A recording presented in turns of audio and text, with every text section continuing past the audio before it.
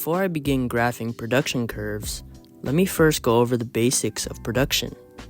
The end goal of all firms and businesses is to make profit, or money.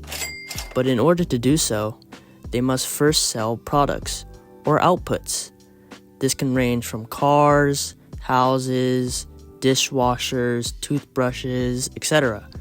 But each of these outputs requires inputs, such as land, labor, human and physical capital, and entrepreneurship. These four factors help to go into the process of production. The first graph that I will be doing is the production function. This graph shows the relationship between physical inputs and outputs. The first thing that you should know about this graph is that it actually shows two graphs, one with the total physical product, or the total output or quantity produced, and the second one shows the marginal product, or the additional output generated by additional inputs, and the average product, or the output per unit of input.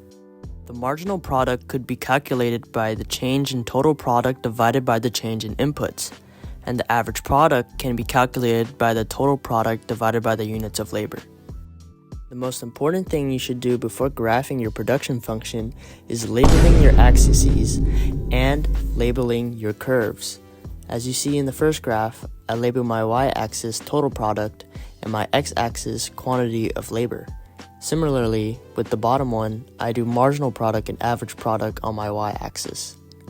The second most important thing you should know with all of these graphs I'm going to show is the law of diminishing marginal returns, or the law that states as variable resources such as workers are added to fixed resources such as machinery, the additional output produced from each additional worker will eventually fall or decrease.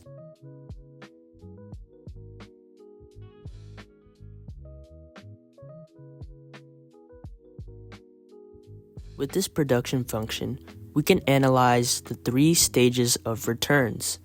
The first stage is known as increasing marginal returns, where your marginal product is rising and your total product is increasing at an increasing rate. This is usually due to specialization and ends when the marginal product is at its absolute peak. The second stage is known as decreasing marginal returns, where your marginal product is decreasing and your total product is still increasing, but now at a decreasing rate. This is due to fixed resources and workers adding less and less. This is also related to the law of diminishing marginal returns, and ends when the marginal product is equal to zero and your total product is at its peak.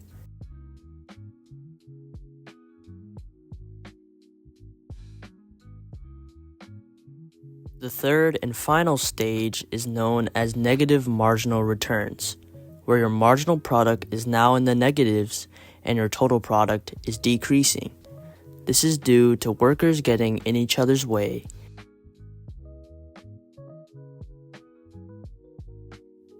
When producing outputs, firms must also take into account both the short-run and long-run production costs that go into it. Short run refers to a period in which at least one of their resources is fixed, whereas in the long run, all of the resources can vary. In short run cost curves, you have your total costs, which is the sum of your fixed and variable costs. Your total variable costs are the costs for variable resources that do change as more or less is produced, such as raw materials, labor, or electricity. Your total fixed costs are the costs for fixed resources that don't change with the amount produced, such as rent, insurance, or managers' salaries. Each of these total costs have per unit costs, or basically their averages, along with the marginal cost, or the additional cost of an additional output. As I draw this graph, ensure that you label everything first. Some key details to take note of in a short-run cost curve is that the marginal cost always looks like a Nike swoosh because of the law of diminishing marginal returns.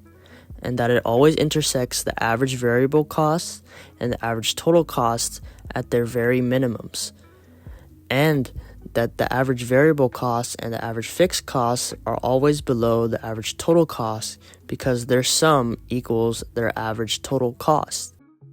Another thing to take note of is that the marginal cost and the marginal production curves are opposite of each other, or mirror images of each other, because as more workers are hired, their marginal product increases and eventually decreases.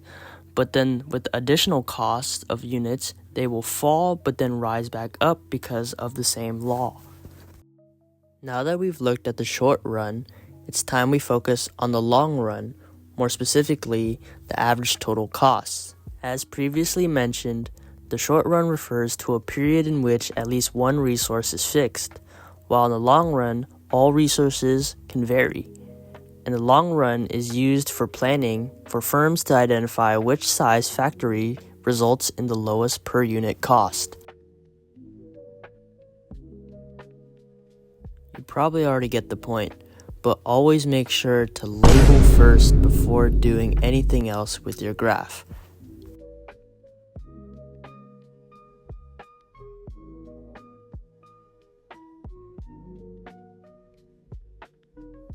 The long-run average total cost can be divided into three sections, with the first one being known as the economies of scale, where your long-run average cost falls because mass production techniques are being utilized. The second one is your constant returns to scale, where your long-run average total cost is as low as it can get. And the final one is known as the diseconomies of scale, where your long-run average costs increase because the firm gets too big and too difficult to manage. One important thing to note about long-run average total cost curves is that the law of diminishing marginal returns does not apply because there are no fixed resources. Thank you for watching. Hopefully you learned something new about econ or something. I don't know.